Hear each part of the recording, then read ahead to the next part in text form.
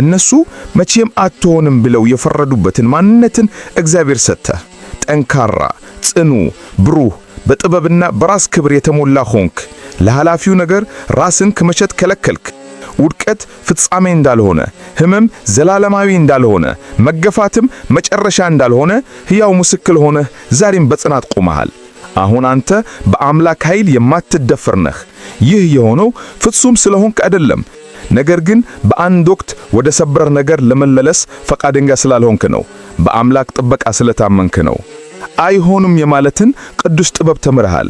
ድንበሮችን እንደ ወርቅ ቅጥር አድርገህ ገነባህ። አሁን የምታውቀውን ዋጋህን ማንም ሊነጥቅህ አይችልም። ይህ እውነት በልብህ ይታተም። በውድቀትህ ጊዜ ሊሸክሙህ አልቻሉም። አሁንም በክብርህ ጊዜ ሊሸክሙህ አይችሉም። የነሱ ችግር ያንተ ሸክም አይደለም። አንተ የተጠራኸው ከፍ እንድትል ነበር። በንስሐም ከፍ ያደርግሃል። በዘላለማዊ ሕይወትም ከቅዱሳኑ ጋር በቀኙ ያቆምሃል።